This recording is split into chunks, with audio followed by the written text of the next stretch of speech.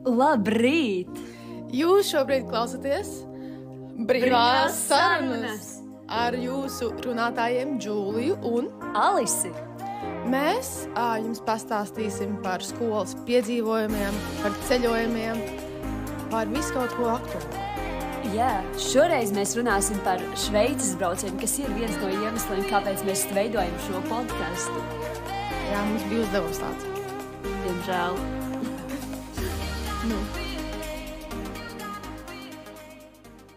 Tātad mēs uz Šveici braucām 24. februārī ar 2 lidmašīnām. Tu atceries, cik tu cēlies? Es cēlos kādos 5. Mums lidmašīna bija 9:11. Oi, jā. Mēs no sākuma devāmies uz Somijas pilsētu, kurā bija lidosta. Jā. Un, man liekas, tajā lidostā bija tāda siena, kur bija lāči virsū. Īsti. Mēs arī dejojām cūkas diķos. Jā, tā ir noteikti atmiņa, kura paliks man ļoti ilgi atmiņā, ka mēs visas lidostas priekšā vienkārši dejojam cūkas diķos, un pēc tam mums aplaudēja cilvēki. Man vēl joprojām ir tas video, un es skatos, un es domāju, ak, šausmas, bet tas bija tik jautri. Tur arī bija tāds milzīgs kā traktors, robots. Tur neviens nesēdēja, kurš mazgāja grīdu. Un viņam bija rakstīts nerunā ar mani. Vai kaut kas tāds, tas bija arī ļoti forši. Jā. Oh, wow. Mēs pavadījām ļoti ilgi tajā lidostā, un tad mēs beidzot devāmies tālāk uz Šveici. Un Šveicē mēs ieradāmies aptuveni Vakarā. Jā, vakarā ļoti.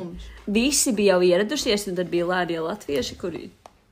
Un tad bija kaut kāds vilciens, tas ļoti liels. Mēs nolaidāmies Šveicē 6:38. Vakarā. Jā, mēs Zurihas lidostā.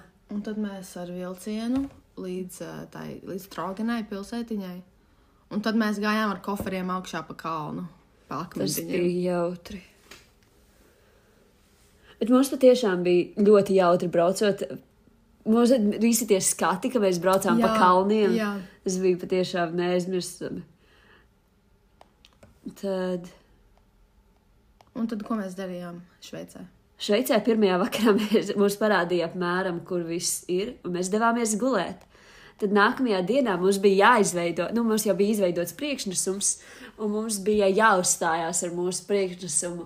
Un mums bija jāpastāsta par Latviju, kas mēs esam. Un mēs arī veidojām savu priekšnesumu, pārstāvējām Latviju. Jā, mums bija daudz, ļoti atmiņā ir paliekoši arī priekšnesums, kur bija Skotija, kur viņi spēlēja dūdas. Jā. Tas bija. Bet mēs uzstājāmies ar priekšnesumu, kur mēs runājām par to, cik ļoti mēs esam lepni, ka mēs esam latvieši. Jā, un par hokeju, par to lepnumu, protams. Jā, par to, ka visdrausmīgākais laiks bija Padomju Savienība. Mm-hmm. Un tad mēs pirmajā dienā arī sadalījāmies tādās darba grupiņās, workshopos, darbnīcās. Mēs bijām tādā mikroaktivismu grupiņā, 2. Jā, bet mēs visa grupa sadalījāmies. Tur bija grupa, kas ir sakarā ar klimata pārmaiņām. Vēl bija arī kaut kāda aktīvisma grupa. Tad tālāk bija grupa, kura ir filmēšanas. Viņai vajadzēja taisīt mazu filmiņu.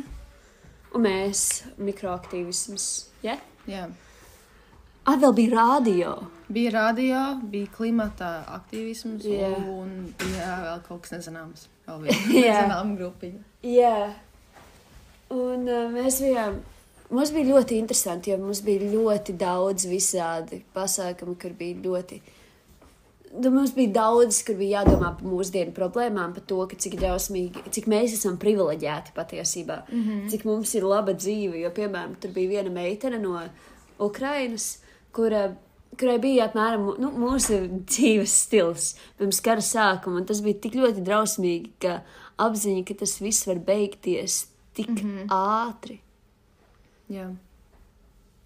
Tad mēs, principā, katru dienu mums bija ļoti skaidrs saraksts, viss organizēts, Un mēs gājām tad uz tiem workshopiem vairākas stundas, tad bija pusdienas. Mums brokastis īsti nebija, mums bija jāņem tur pašiem augļi un maize. Patiesībā bija ļoti laba maize. Tur bija vienkārši ļoti daudz. Ļoti mēs nepabeidzām pa visu nedēļu. Jā.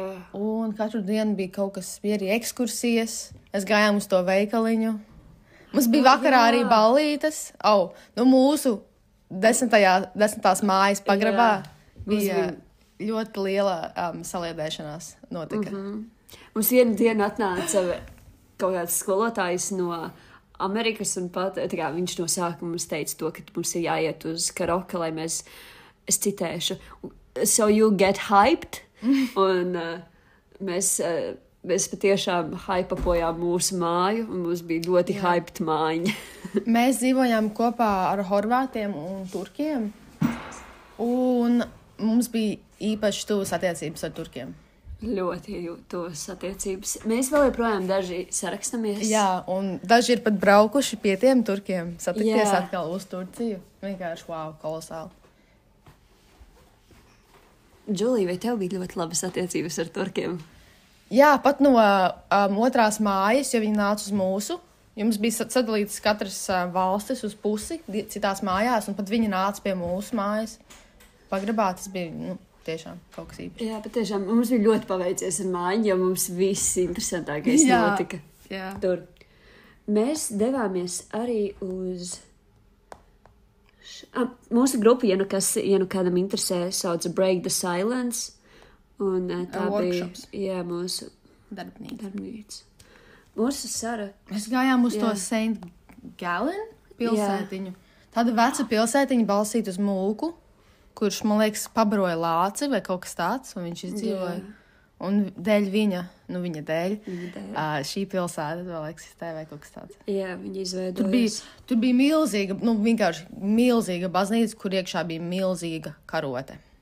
Mēs arī mūsu darbnīcā rakstījām uz loga. Jā, mums vajadzēja izveidot kaut kādas pārmaiņas, piemēram, daudz rakstīja runā vairāk angļu valodā, un tā kā mums bija ballīšu māja, tad mēs uzrakstījām After 11 p.m. please shut up. Tur bija lamu vārds iekšā. Mums par to gandrīz bija problēmas. Tur kāda skolotāja jau prasīja, Dievs, kurš te grafītī lamu vārdus uz logiem pagrabā, bet tās bijām mēs, un mēs, protams, arī notīrījām. Jā, mums nācās. Bija rozā tekstā, ja kas. Jā, tas ir ļoti svarīgi. Tātad mēs bijām arī tajā vietējā pilsētiņā, un tur bija tik ļoti interesanta baznīca, manuprāt. Tur bija baznīca, kur bija moderna māksla uz sienām. Tur parasti ir kaut kādas tās jaunavas Marijas un tā tālāk, bet tur bija modernā māksla.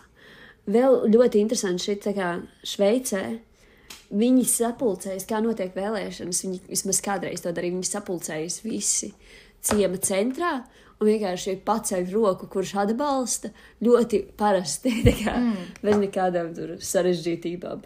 Varbūt tas Latvijā arī tā vajadzētu sākt. Bet tas ir ciematiņā. Tas ir ciematiņā. Pamēģinu tā Rīgā. Daudz vietu vajadzēs. Mēs tiešām satikām ļoti daudz cilvēkus jaukus. Vienkārši burvīgi. Jā. Tur arī kalna galā bija migla. Jā, mums šķita to, ka mēs esam mākonī, bet pārējiem cilvēkiem, tīpaši no Ukrainas, viņiem bija tāds, jūs esat no plakanas zemes, jūs saprotat to, ka mēs neesam tik augstu, lai tas būtu mākonis. Mēs arī devāmies uz viņu vietējo skolu, kura bija kuģa formā. Viņai bija ļoti daudz visādi mazie korpusiņi, un mēs tur ēdām pusdienas. Mēs šobrīd skatāmies caur bildēm, Alis lūdzu atsūt šis ir ikoniskas. Jā, mums bija patiešām ļoti jautri visā tajā pasākumā. Mums arī, tātad tur bija bibliotēka tajā Šveices skolā, un tur varēja klausīties plates. Jā. Jā. Un tad mēs devāmies uz ļoti senu baznīcu, bet bibliotēku. Uz baznīcām mēs arī bijām pietiekami daudz. Uz bibliotēku, kura bija man bērnībā, man bija tādas mazas spēļu kārtis, un viena no tām bija ar to bibliotēku, tā kā tas bija ļoti īpašs moments man.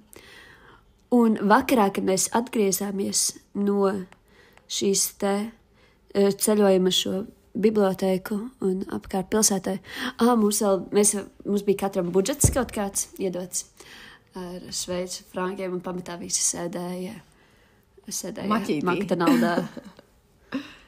Un par grāmatiņām? Jā, par grāmatiņām tur. Tur bija mūmija, tur bija eģiptiešu mūmiju. Kuru nedrīkstēja fotografēt. Jā, Dievs, tas bija interesanti. Jā, tur bija... Mēs taisījām savus krēklus, dizainus, mūsu darbnīcā. Un mums vēl bija talantu šovs. Un mūsu grupa piedalījās talantu šovā.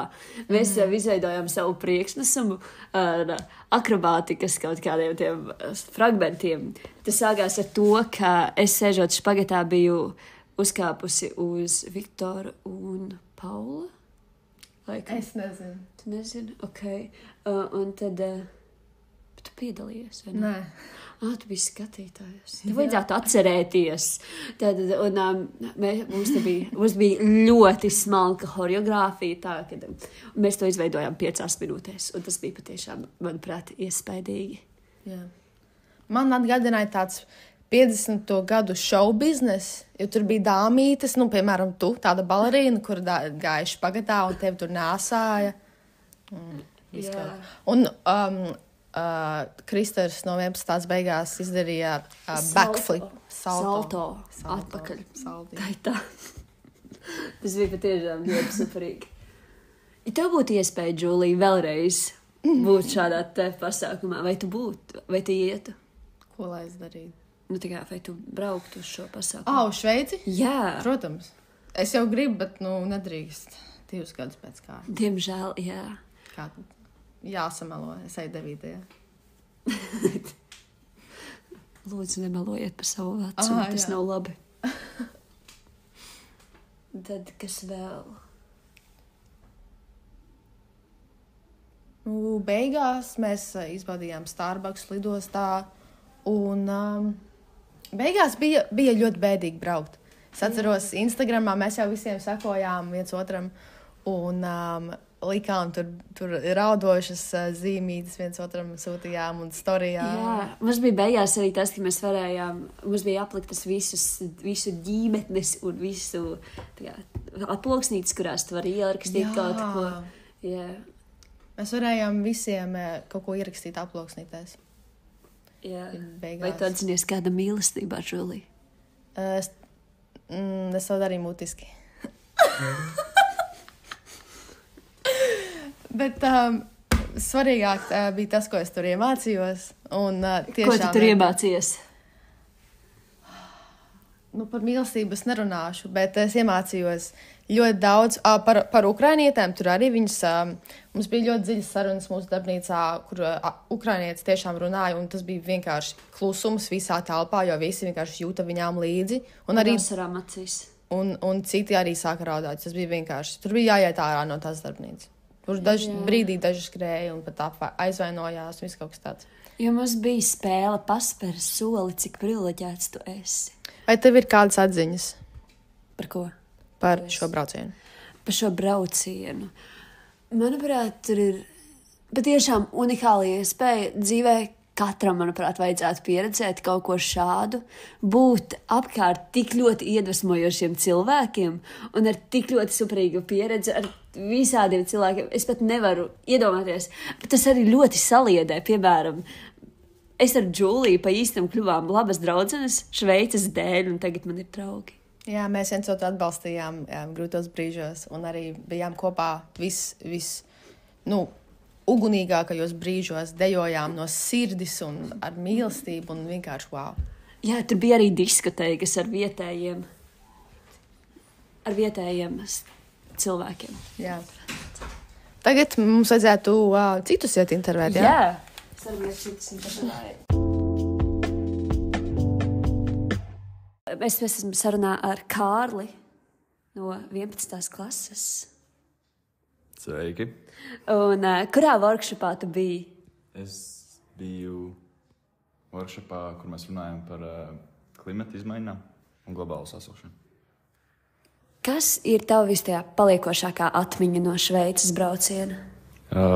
Man visvairāk palika atmiņā tas, kā mēs katru dienu šajos workshopos spēlējam spēles ar visādas, lai iepazītos ar citiem cilvēkiem.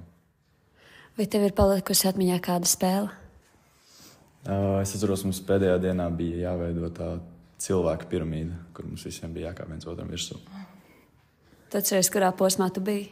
Es, man liekas, biju 2. posmā, kāpu kādam virsū. Jā, tas ir forši. Paldies par tavu atsaucību. Mēs esam atpakaļ ar Aleksēju. no 10. Viņš arī bija Šveicē, viņam arī bija ļoti jautras attiecības tur veidotas. Un pastāsti nedaudz, kā tev gāja savā darbnīcā, ko tu iemācījies? Mums darbnīca bija ļoti daudz informācijas par... Es nezinu vienkārši, ka tev... par kādiem... Par klimatu? Nē, par mediju. Kurā darbnīcā tu biji? Medija, tā arī bija nosaukums. Viņš veidoja rādio. Radio. Jā, arī radio mums bija jāveidot radio tā katru dienu. Mēs arī intervējam cilvēkus tur. Un vienkārši prasījām, kā viņam jā. Un kādas tev tādas svarīgākās atziņas no Šveices? Ko tu iemācījies? Es iemācījos, kā mēs varam strādāt ar cilvēkiem, ka patiešām ir viegli prasīt kādiem randomiem cilvēkiem, vienkārši pienākt pie viņiem un intervēt. Wow! Kas ir tava vispaliekošākā intervija no visa tā? Pirmā diena mums bija intervija, mums bija jāprasīt vienkārši, kā cilvēki iepazinies ar cilvēkiem no viņas stāmiņas, no mājas. Un tas bija ļoti interesanti, jo visiem no sevi vienkārši bija redzami, kā viņam visi ir patikami. Un vēl, kas ir paliekošākā atmiņa, kaut kas, ko tu varētu teikt savai mātei arī? Koncerts, man liekas, jo tur bija ļoti foršs koncerts. Daudz cilvēki parādīja kādas savus talantus. Tas bija ļoti interesanti. Vai tu arī piedalījies? Nē. Kāpēc? Jo nebija gitāra līdzi, atvainojos. Vai tev ir kāds slepens talants? Protams, jā, es esmu profesionāls šahu spēlētājs un ģitāra spēlētājs. Liels paldies, Aleksei! Mēs šobrīd esam ar vienu no visburvīgākajām mūsu skolas skolotāju Baibu. Jā, sveiki visiem! Jūs bijāt ar mums Šveicē, bet jūs bijāt citā pasākumā. Kas tas bija pa pasākumu? Tas bija tāda arī treniņu programma, kas saucās Youth Workers, kas ir latviski, laikam, darbs ar jauniešiem. Un mēs apskatījām, kā Šveicē strādā ar jauniešiem pēc skolas, tad, kad ir brīvais laiks. Un tur ir nedaudz savādāk nekā pie mums Latvijā. Tad mēs arī iepazinām arī viens otru, ko nu kurš dara, kā strādā savās valstīs. Mēs bijām 15 cilvēki, man liekas, no kādām 10-12 valstīm. Ja jums būtu iespēja, vai jūs vēlreiz braukt uz šo pasākumu? Jā, noteikti. Man ļoti patika tā pati vieta. Man liekas, būrvīgi vienkārši tas, negluži kalna galā, bet jā, kalnā augšā un visa tā vide, kas tur bija, viņa tik no vienas puses nomierinoša, bet no otras puses, tu atbrauc no tā visa ceļojuma, visa tāds nedaudz satraucies, bet tad tā nomierina, tad, man liekas, tad sākas tas darbs. Līdz ar to viņš var veidojas arī. Tu vari padomāt gan radoši, un tā kā esi prom no visiem mājas lietām un ļoti forši. Kas ir vispaliekošākā atmiņa? Vispaliekošākā atmiņa, protams, meitenes jūsu špagati. Talantu šovā. Jā, man liekas, es nezinu, vienu ļoti grūti izcelt. Man liekas, man patika tur katra diena. Jo tagad, jo vairāk vēl laiks aiziet, protams, jo Un visforšākās atmiņas ir talantu šovs, vakaru volejboli, dienu jūsu darbnīcas. Mēs gan nebijām ļoti daudz, bet tik cik mēs redzējām, kā jūs strādājāt visas valstis kopā un aktīvi darbojaties. Rezultāti, fantastiskas tās prezentācijas. Es nezinu. Man ļoti patīk. Kas ir lieta, ko jūs pielietojat no tā visa iemācītā?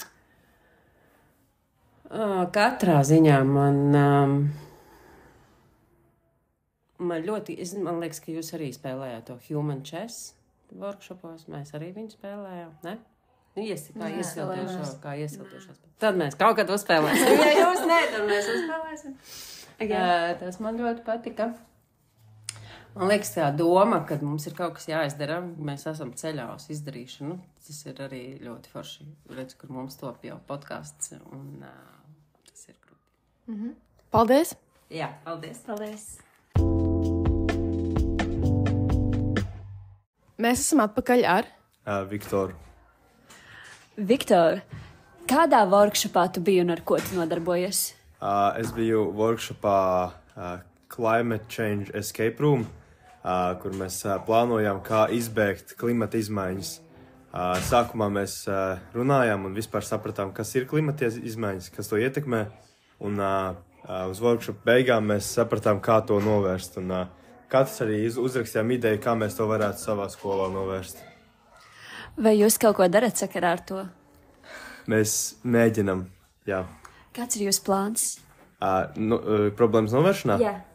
Mums ir domā izlikt pēc iespējas vairāk sensoru gaismas, lai netērētos elektrību lieki. Kas ir tava vispaliekošākā atmiņa? Tur bija ļoti daudz labu atmiņu. Es neesmu pārliecināts, vai es varu izdomāt tādu vienu labu paliekošu.